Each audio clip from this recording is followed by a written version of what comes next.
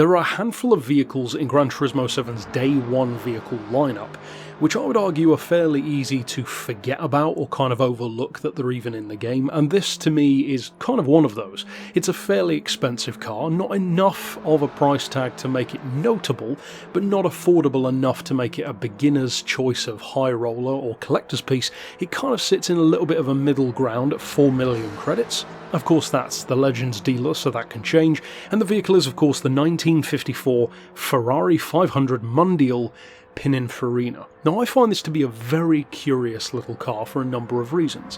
One, it's almost entirely blue, which of course is unusual for a Ferrari, generally speaking. It's more of a French racing colour. Secondly, it almost looks to me more like a mini Aston Martin, like a DB4 Zagato kind of shape, than it does a traditional Ferrari, even if you compare it to others of the time.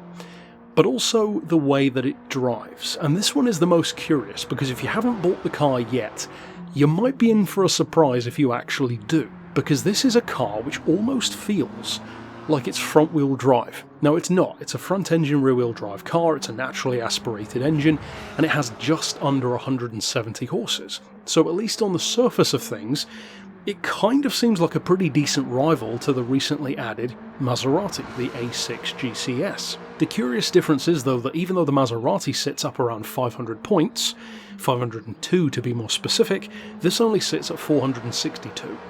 That's quite a lot lower for a car that has a similar amount of power and actually weighs less than the Maserati does, another 20 kilos lighter at 720. On paper, that seems like it should easily be higher, so why isn't it? Well, it's actually to do with that cornering, and a lot of that is to do with its diff. The diff setup on the car makes it feel very much like a front-wheel drive car because it locks up one wheel very easily through corners, and because of that it has much more understeer and an almost complete lack of tail slide compared to what you'd expect. Now, that could be a good or a bad thing. I actually find it to be quite a cool thing, because not only does it make it relatively unique, if not completely unique, some might say, amongst the other classics of this type, but it also means it could give the car distinct advantages under certain circumstances. Take for example the aforementioned Maserati or an old Aston or whatever other older race car.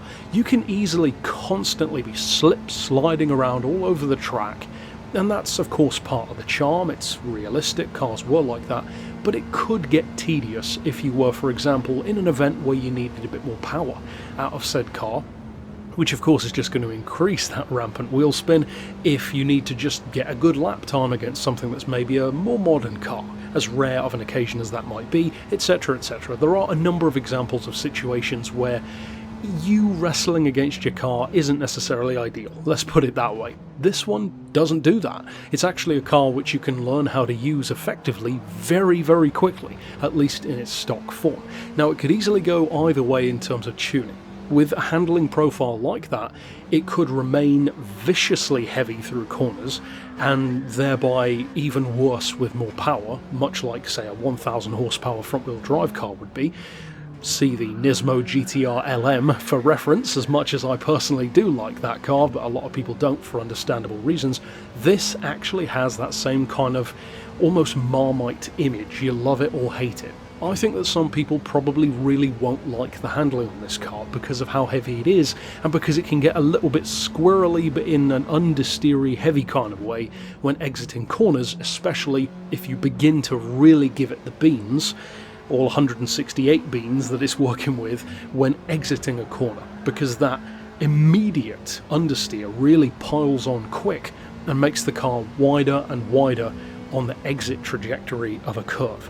That could be awful if you are using the car on a super tight, super twisty circuit, and you just won't be able to get any kind of decent performance out of it because you're never really getting up, to a decent speed. You're not getting that good flow going. So for example, I would imagine this car would be kind of hell to use on a track like maybe Hong Kong or Monaco if they were in the game, or London especially, tracks that are kind of city-based 90-degree corners where you never really get that much speed up before you're slowing down again. This car could be awful for that if you're trying to beat cars that have more power, more straight line speed, because you just can't use the advantage which a car like this would usually have, which is cornering. Usually a car that doesn't have straight line speed makes up for it through the corners.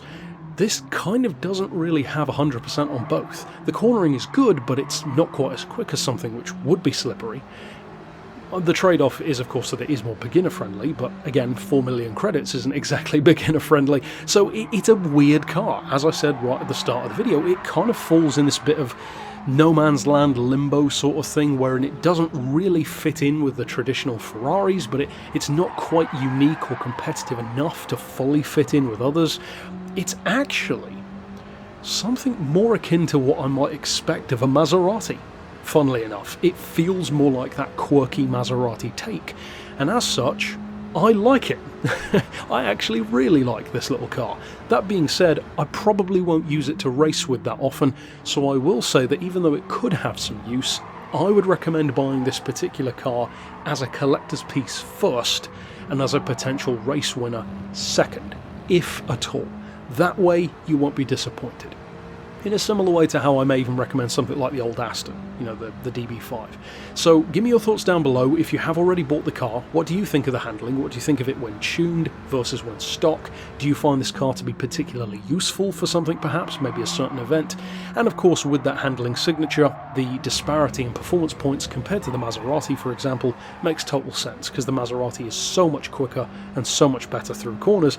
Not that this is bad, it's just that the understeer kind of limits its raw, you know, old school Mini Cooper kind of flow through corners that a car like this would typically have to its advantage. Overall though, that's it for my thoughts on the 500 Mondial. Of course, stick around on the channel for more reviews within the game, and of course, as I said, give me your thoughts on the car below. But for now, as always, thanks for watching.